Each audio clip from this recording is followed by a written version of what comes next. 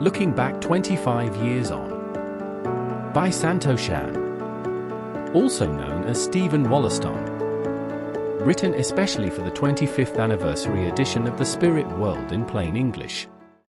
At the beginning of the 90s, a London Docklands graphics partnership I had started doing computerized design work.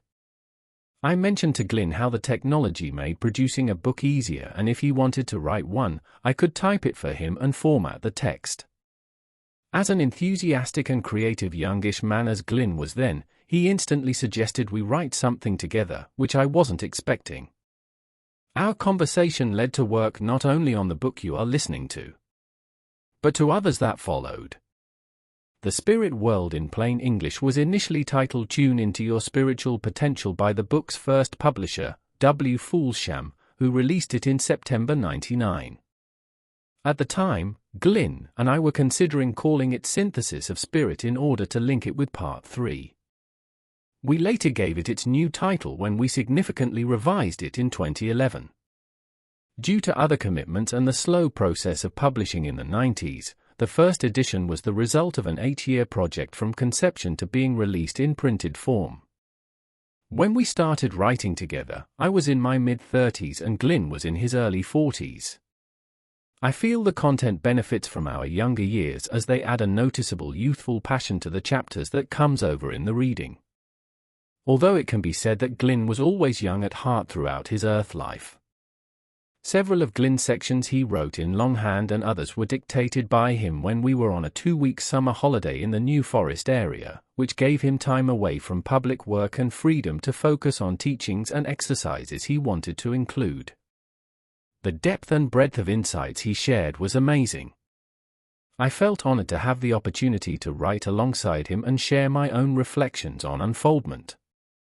We worked on various parts together and contributed passages that were included in each other's chapters, and often offered suggestions on wording, terminology, and areas to consider to one another. I'd tell him I needed extra material for a topic and he'd instantly tell me what to include. For some chapters, inspiration suddenly came for us and worked perfectly as text, while others took time to take shape. After our initial burst of creativity, I began a Bachelor of Arts degree in Religious Studies at King's College London and had to hand in essays almost every week, which enhanced my writing and editing skills, and helped me refine the way the book was reading. Synchronicity also played a part when Glyn and I got to know a yoga writer and former Oxford University Press editor, Julie Friedberger, who kindly offered to cast her editor's eye over the completed manuscript. Incredibly, synchronicity happened again when the editor of Psychic News, Tony Olson, phoned to ask Glyn if he would be interested in writing a book for a publisher he was scouting for. Glyn promptly replied, "Steve and I have just finished one." We then waited 2 years for it to be printed and did a book launch at the SAGB, Spiritualist Association of Great Britain. Upon its release, Two Worlds magazine graciously predicted it was destined to become essential readings and, along with Psychic News, featured chapters from the book. It soon became the Arthur Findlay College Shop's bestseller and has remained a popular title there ever since. Over the years the book has sold in different parts of the world, due to not only the book's contents but also Glyn's popularity and readers discovering his published works, as well as the growth of the internet. After the book's release, people told us how much they valued the in-depth chapters and the book's inclusive and holistic overview of different areas of unfoldment.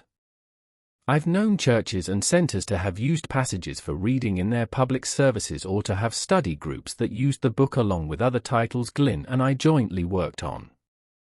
Organizations such as the Interfaith Observer, which is housed inside the Center for Ecumenical and Interreligious Engagement at Seattle University, have even followed the book's Facebook page, and the SAGB has posted various quotations and a large extract from the book on its website.